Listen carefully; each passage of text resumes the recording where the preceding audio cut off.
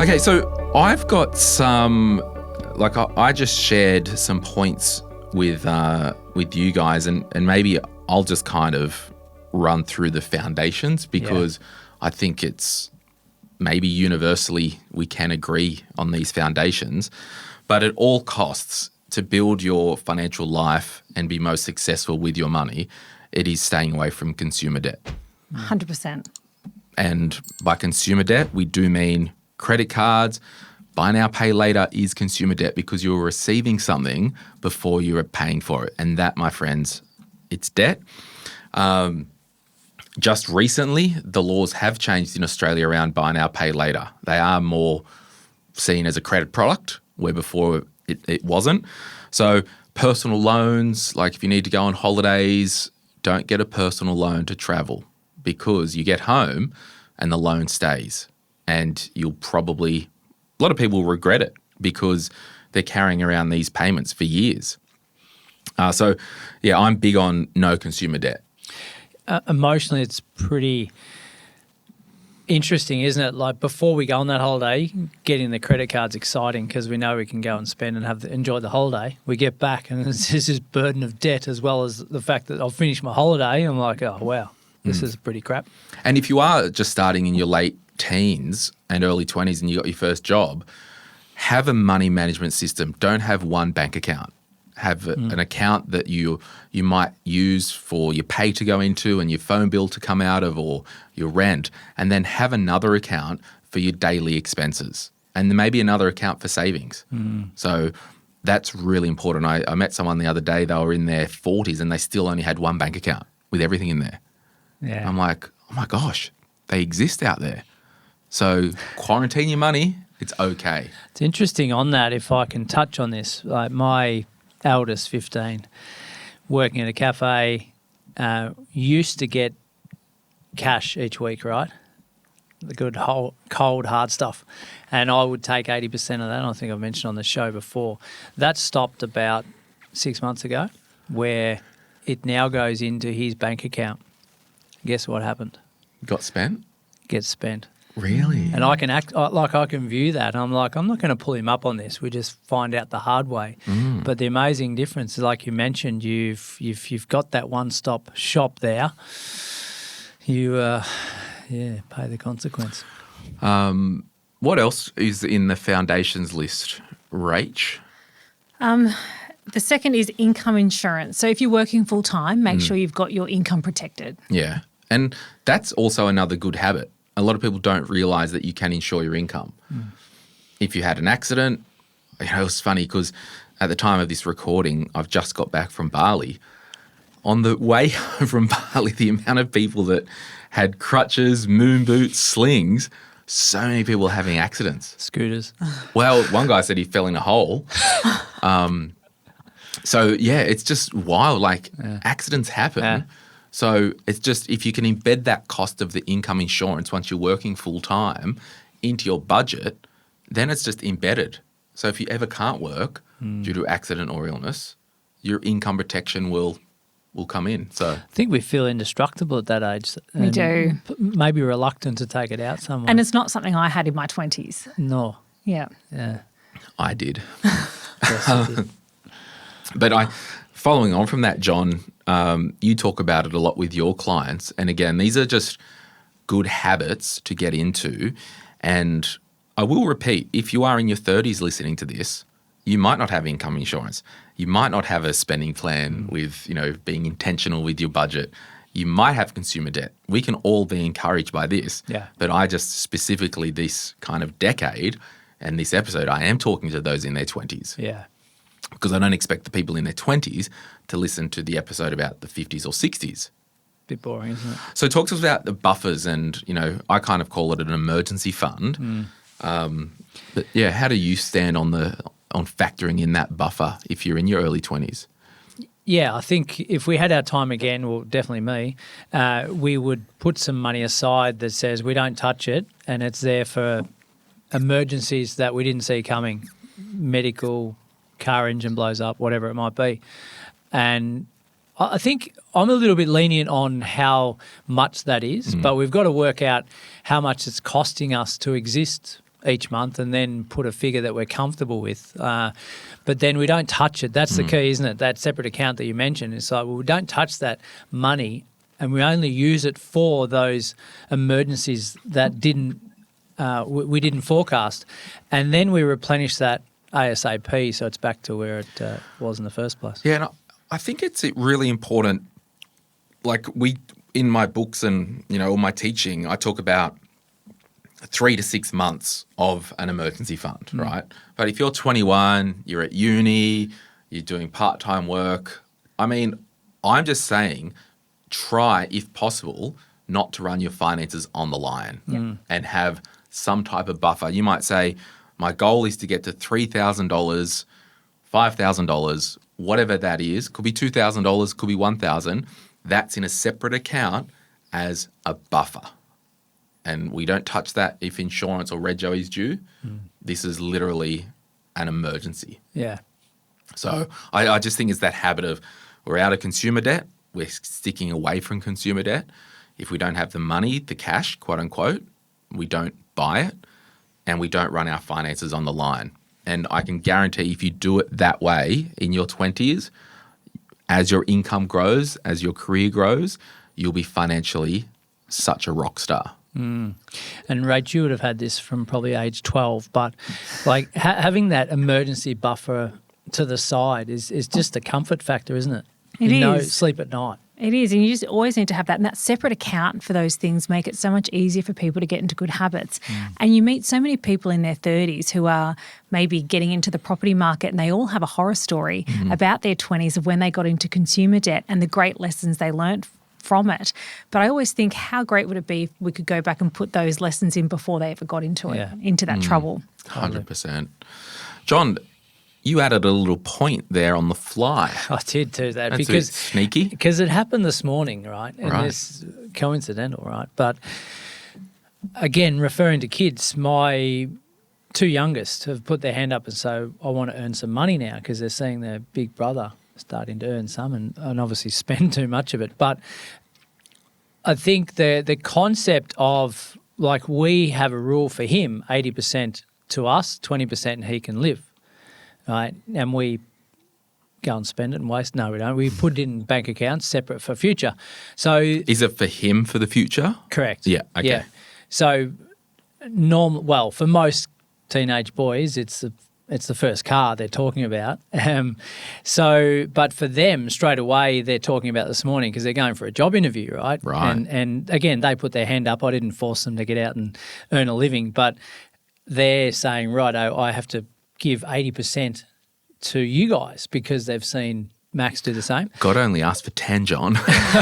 Yeah, but it just made me think when I was driving here today. I'm like, I just did not have the family around me to give me that sort of knowledge and guidance. And of course you've got to take that on board, but I think just having the right people around you who can guide you in that way, and I suppose being a leading example for them is a massive leg up, I reckon. Yeah, 80% is steep. Oh, it is steep, but he hasn't questioned it, although now it's all coming into his account.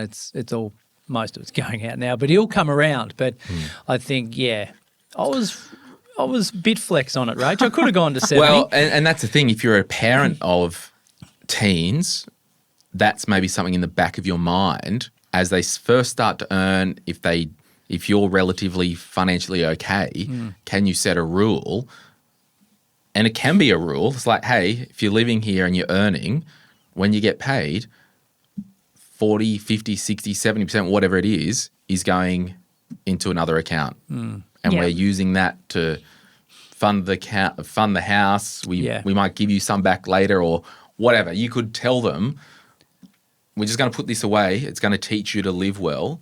But I think this is the drama, or not the drama, but in doing those things, can they still, like, if you stop taking the 80%, would it grow legs? So how do you balance that, because you can, those convinced against the will are of the same opinion still type. Yeah. You can do something for someone unless they... Yeah, they've got to own it eventually. Yeah. But I think 2 things that we talk about. One is the amount that we take will match. So that's a huge incentive for them. Oh, I like that. Yeah. So that allows them to say, oh, hang on, I want 50% of it. Nah, but hang on, I'm losing 30% of it not being doubled. So that's one part of it. And the second part of it is, oh, but my friend gets to keep it all. Okay, but how much will he have when he goes to buy a car or she goes to buy a car? That's sort of the conversations. So they're not coming kicking and screaming. We're putting everything on the table saying, take it or leave it. It can be 80, it can be 50, it can be 30. But these are the reasons why. Yeah. Yeah. Okay, cool. So let's move away from, I guess, the teens and talking to parents there for a moment. And let's talk about those in their 20s who may have just finished uni, started uni, or whatever, And I want to really talk about investing and building habits about, and I will take this probably a step further. Yes, we had that habit to get an emergency fund, which we don't invest, we just have in cash. But how do we now start to invest and build a habit to effectively grow wealth and have that mindset, whether it's saved by a property, whether it's investing in shares? How do we start to have those habits? Because that's more of a mindset thing, isn't it? And it's a financial literacy thing. Yeah. Rach, you're probably more positioned than I am on this, but I think a lot depends on when they turn 18, are they going away to university? Yeah. Or have they got a job where they're trading time for money straight away and it's all income for them? Because, and we've spoken about it previous, like if we're going to uni, let's put a line in the sand for those 4 years or 5 years and say, well, the focus is not on saving money. The focus is on getting through our studies to then start to earn money. That's a good point, because I've always said if you are at university in your early 20s, your reason for living financially is to get through uni and at the end have no debt other than the help debt. And if you graduate and you got $3 in your account but you've got no consumer debt, tick. How awesome is that? Yeah. So when I was at university, I was paying rent and bills and all of those other things. If you're lucky enough to live at home while you're at university, I still think that's the time to form those great habits. Yeah. Because if you're living with your parents and you're still working, and a lot of the uni students work 24 hours plus a week, they really should be saving at that time and getting into those habits. If you're living at home, I would still try to put a good percentage away. I would say to be able to get that buffer and those savings plans in place. Here's a thought, and this is kind of good just to kind of throw chatter out onto the table and, wipe it off the table or snort it up, if you will. But I honestly think it goes back to, so if I have that avatar, someone in their mid-20s, they might finish their apprenticeship or they've worked in the workforce for 5 years. So someone could be in PR. They started in a junior role. They did the comms degree, all right, but they're working at the PR agency and they're actually pretty experienced and really good at their job.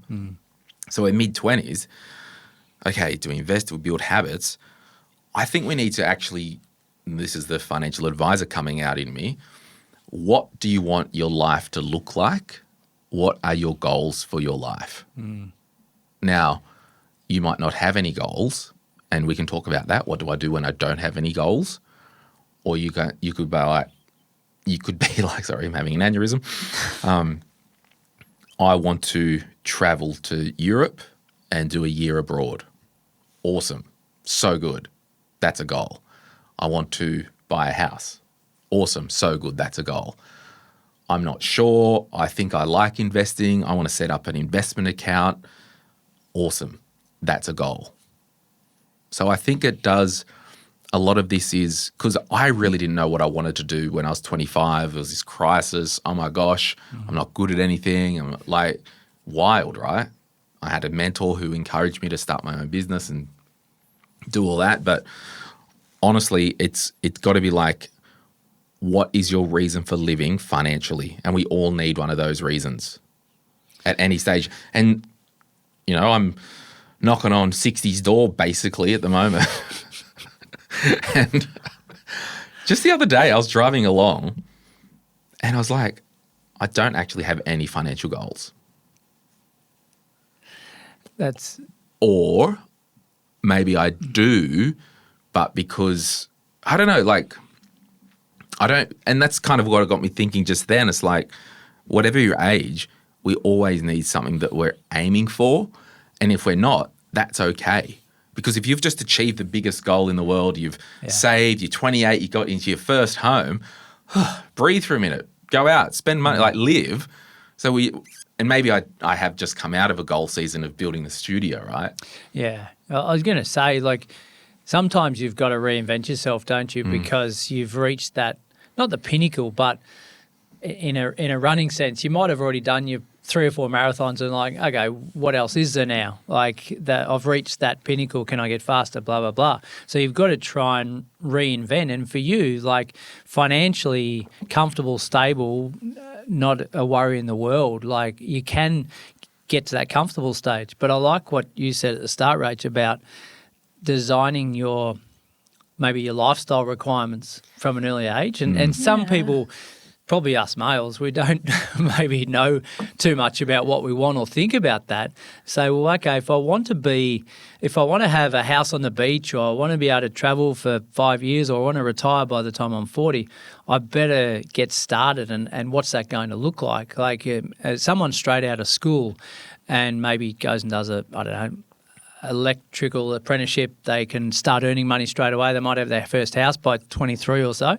Whereas someone that's studying medicine gets out of university about 80 and will be on the big dollars potentially later on. So they've got to be realistic in the sense that, okay, we're going to play catch up, but we might not play catch up till we're 55.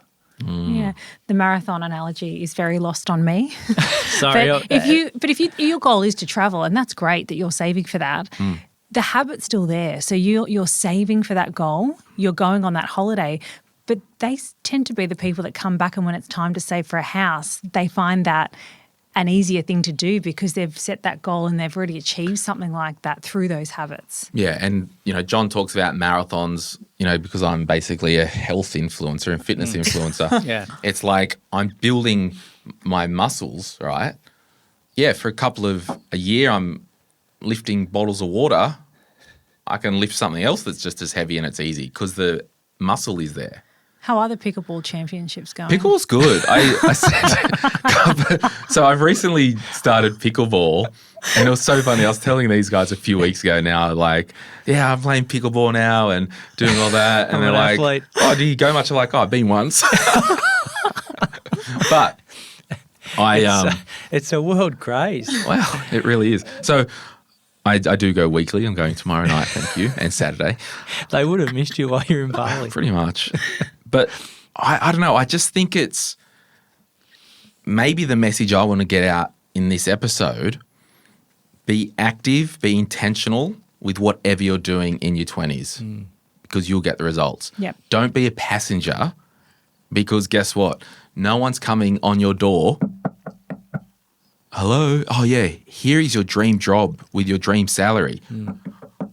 Hello? Here is an international holiday. Here's a first investment property. Here's your first home. That ain't happening. You got to get out there. You got to be active. Was that you saying your table's heavy and hardwood? My table is American oak. Table. Okay, so what would you say to someone that is listening in? Well, they probably wouldn't be listening in for what I'm about to say, but they're like, I'm not fussed about my 20s because I just want to go and have fun and live my life and have experiences, and I'm not too fussed about the whole getting my habits in order and creating a future for myself in 30, 40 years' time. Well, I think you have to have the will. So I think there's no point in trying to shove this down somebody's throat that doesn't want to have good financial habits.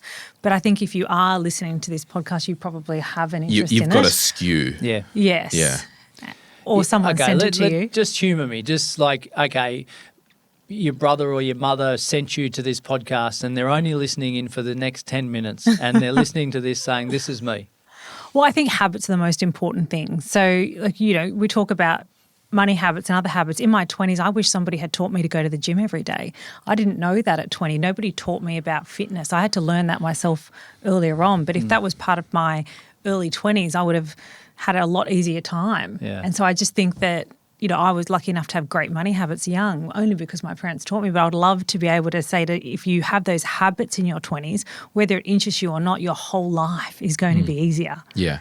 I would say to John's question, if someone is listening, they've been sent this video by their mum or their brother or their sister, they never listen to a money podcast, they never watch money YouTube, they're out there partying, loving life, living week on week, and just like my 20s, I'm going to drink it, I'm going to smoke it, I'm going to blow it, I'm going to holiday it, I'm going to ride it, I'm going to whatever it to my 20s, I would say this to that person, awesome, go for it.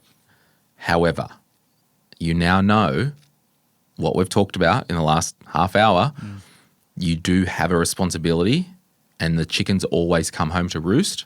And when they come home to roost and you're 35 and you're 40 and you don't have a cent to your name because you live the party life and all that, you cannot whinge and be poor me. So go for it. Like, it's a free world. But don't turn around and say, oh, I got no money, I'm still renting. No, you consciously chose to live today, not for your future as well. And some low-hanging fruit, I always say on this podcast, one eye on today, one eye on the future. Yep. If in doubt, what I do, I've got a really simple financial plan in my life. I give some, I save some / invest, and I spend some. And I do it in that order. It doesn't have to be complex. To the partier, I would say, like the person that you just talked about, awesome, do that. But the challenge is, okay, can you salary sacrifice $150 a week to super and forget about it and get on with your life? Yeah. Can you set up an investment account or get into an investment property and just have that in the background? Similar to the reason where or why I have my investment property mortgages on principal and interest. It's lunacy. But if I don't, I'll spend the money. Yeah. So I know that you've got to, if you are willing to party and do the eat, pray, love and not worry about money, put some systems in place that are on autopilot in the background to take care of you.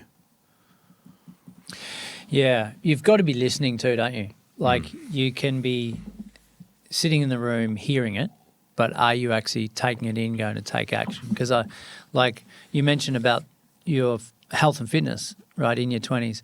If someone had have told you, I'm sure you would have taken that on board and ran with it.